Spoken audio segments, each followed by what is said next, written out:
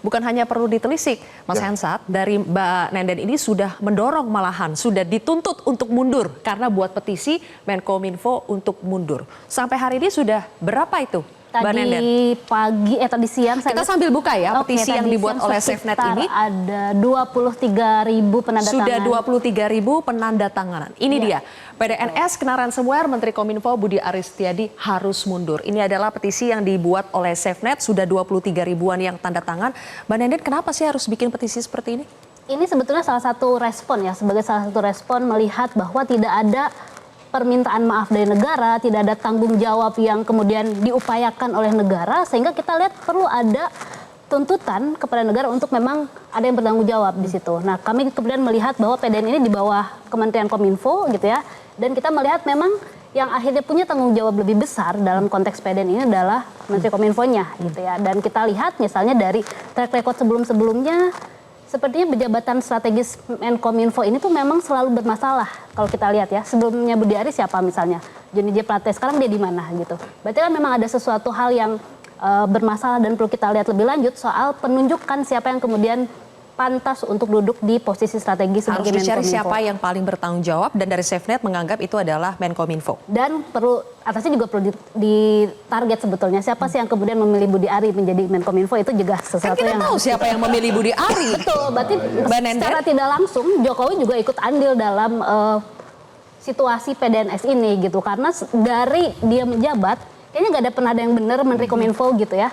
Ini jujur aja gitu. Kita lihat dari track record sebelum-sebelumnya, sebelum Budi Ari, Johnny Plate, siapa lagi. Nggak ada kayaknya yang benar-benar membuat ekosistem digital di Indonesia itu benar-benar aman gitu ya. Kemudian reliable dan memang bisa mensejahterakan warga gitu. Jadi mau gak mau sebetulnya kenapa kita cuma dorong Budi Ari ini simbolik sebetulnya. Tapi kan Presiden sudah bilang ya Mbak Nenden, kalau kejahatan siber ini terjadi di mana-mana, bukan hanya Indonesia. Ya itu tadi pemakluman itu aja kan. Nah, Anda juga melihatnya itu Presiden lagi minta pemakluman. Yang agak salah itu menurut saya. Yang mana tuh Pak Pratama? Beliau mengatakan bahwa serangan cyber terjadi di semua negara. Iya memang benar gitu. Dan kita, Mas Hensat, kita nggak bisa nahan serangan cyber itu. Di Indonesia di 2023 ada 400 juta lebih anomali serangan traffic. Tetapi yang jadi masalah adalah bedanya kita dengan negara yang ada di luar sana. Mereka ketika kena insiden cyber diserang, recovery-nya cepat, pemulihannya cepat gitu, sehingga dampaknya itu tidak terasa untuk rakyat. Di sini begitu diserang kita bingung mau ngapain.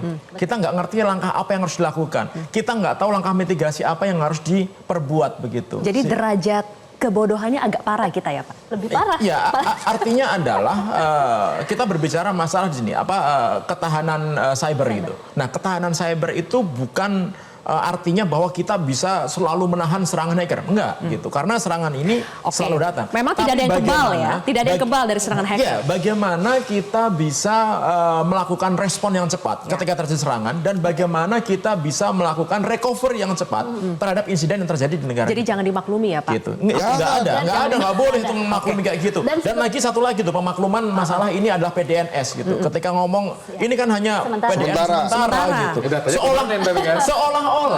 Seolah-olah ini adalah ya sudahlah sementara, nggak apa-apa lah kalau diretas, tapi nanti yang aslinya nggak boleh gitu. Data yang ada di dalam PDN sementara ini semuanya data real, data yang digunakan, data permanen gitu. Semuanya data yang memang ada nilainya gitu. Jadi nggak boleh diacuhkan. Tapi gini, waktu pembuat undang-undang PDP, perlindungan data pribadi, itu salah satu tarik menariknya adalah pengelola data PDN ini. Di bawah siapa? Nah, Menkominfo yang saat itu ngotot minta di bawah Kominfo, di bawah Dirjen bahkan, selevel direktur. Kita ya di DPR mintanya dipisah, dikelola sendiri di bawah Presiden. Jadi dibentuk lembaga baru.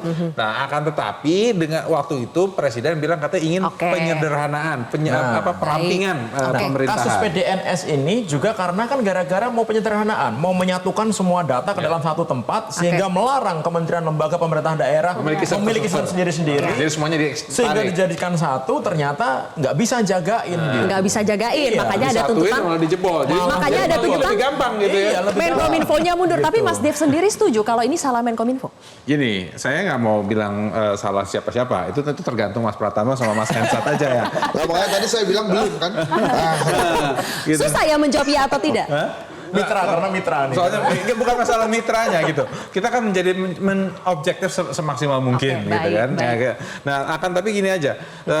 Yang ingin kita perbaiki ini adalah sistem pengamanannya dan sistem Baik. tanggung jawabannya. Oke. Jadi siapa yang bertanggung jawab? Ya. Jadi jangan tiap kali ada kelola bilang loh, kita hanya menyediakan, kita hanya menjalankan, kita hanya menyiapkan, kita hanya mengawal. Begitu masalah Biasa, semuanya saling lempar nunjuk. kesalahan, saya saling nunjuk. Jelajahi cara baru mendapatkan informasi. Download Metro TV Extend sekarang.